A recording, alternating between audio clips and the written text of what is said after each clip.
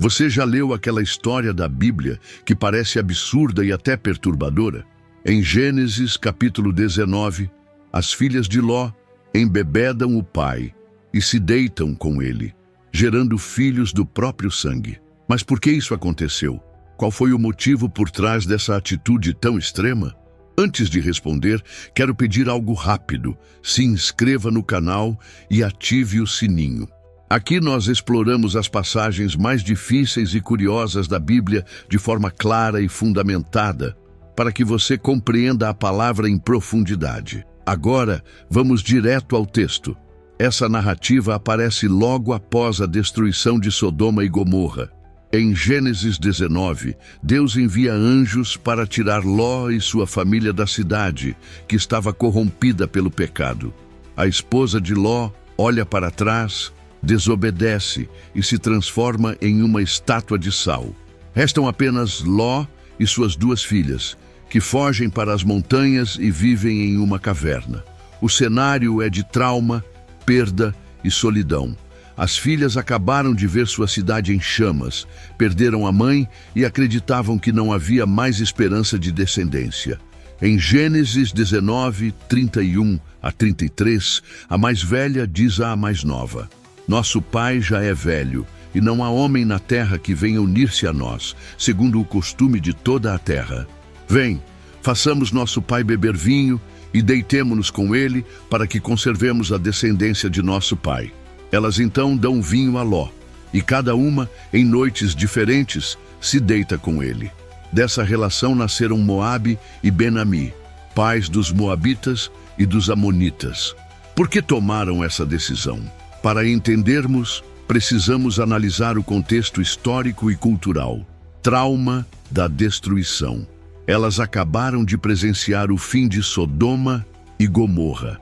Na mente delas, poderia ter sido o fim de toda a humanidade. Isolamento completo. Vivendo em uma caverna, sem comunidade ao redor, acreditaram que não havia mais homens disponíveis. Valor da descendência. No mundo antigo, a preservação do nome e da família era a prioridade. Ter filhos era visto como continuidade da promessa e sobrevivência da linhagem. Influência cultural de Sodoma. Não podemos esquecer que essas mulheres cresceram em Sodoma, uma cidade mergulhada na imoralidade. Ainda que Ló fosse justo, a cultura que as formou foi corrompida. Outro ponto importante: Ló não tomou a iniciativa, mas também não demonstrou discernimento. Ele foi embriagado a ponto de não perceber o que acontecia. Isso mostra sua fragilidade espiritual após anos vivendo em Sodoma. Embora tenha sido chamado de justo em 2 Pedro 2,7, Ló já não tinha firmeza suficiente para proteger sua família dos caminhos errados. Esse episódio não é descrito na Bíblia como algo aceitável, mas como relato histórico. Não há elogio à atitude das filhas nem à passividade de Ló. Ao contrário, o texto mostra as consequências. Dos Moabitas e Amonitas surgiram nações inimigas de Israel. Esses povos causaram grandes conflitos ao longo da história bíblica, ou seja, uma decisão motivada pelo medo e pela falta de fé gerou consequências dolorosas para gerações futuras. O que aprendemos até aqui é que escolhas feitas em desespero, sem confiar em Deus, podem abrir portas para tragédias futuras. As filhas de Ló agiram movidas pelo medo da solidão e pela falta de esperança.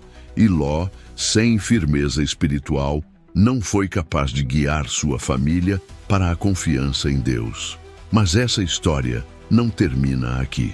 Ainda há muito para entendermos sobre as consequências que esse ato trouxe para toda a história bíblica. Do relacionamento entre Ló e suas filhas, nasceram 2 filhos, Moabe e Ben-Ami. Gênesis 19, 37 e 38 registra: Da mais velha nasceu um filho, e ela lhe chamou Moabe. Este é o pai dos Moabitas, até o dia de hoje. Da mais nova também nasceu um filho, e ela lhe chamou Ben-Ami. Este é o pai dos Amonitas, até o dia de hoje. Ou seja, daquele ato surgiram 2 nações que marcariam profundamente a trajetória do povo de Israel. Moabitas e Amonitas. Eles foram conhecidos por sua idolatria. Em Números 25, os moabitas seduzem Israel ao pecado através de mulheres e da adoração a Baal-Peor. O rei moabita Balaque contratou Balaão para amaldiçoar Israel. Números 22. Amonitas também eram praticantes de idolatria e sacrifícios humanos, incluindo o culto a Moloque. Em Juízes 11, os amonitas oprimem Israel e Jefté precisa lutar contra eles. No tempo dos reis, Davi e outros enfrentaram batalhas contra esse povo. O que vemos aqui? Uma decisão impensada em um momento de desespero gerou inimigos que por séculos perseguiram o povo de Deus. O silêncio e a falta de liderança espiritual de Ló abriram espaço para o erro de suas filhas. Ele sobreviveu à destruição de Sodoma, mas não conseguiu guiar sua família com firmeza. Esse episódio nos mostra que o maior perigo não era apenas Sodoma, mas a influência de Sodoma dentro da própria família. Apesar disso, a história bíblica não termina em tragédia. Deus é capaz de transformar até mesmo decisões humanas desastrosas em parte do seu plano maior. De Moabe surge Rute, a moabita que se torna ancestral do rei Davi e, mais tarde, de Jesus Cristo. Isso nos mostra que a graça de Deus é maior do que o erro humano. O ato das filhas de Ló trouxe consequências dolorosas, mas não impediu o plano divino de redenção. Reflexão final. Essa história nos alerta sobre os perigos de agir motivados pelo medo e pela falta de fé. As filhas de Ló acreditaram que a única saída era confiar em seus próprios planos, e isso trouxe consequências sérias. Quantas vezes nós também não tentamos resolver com nossas próprias mãos situações que exigem confiança em Deus? A lição aqui é clara. Quando deixamos o desespero guiar nossas escolhas, abrimos portas para dores que podem marcar gerações.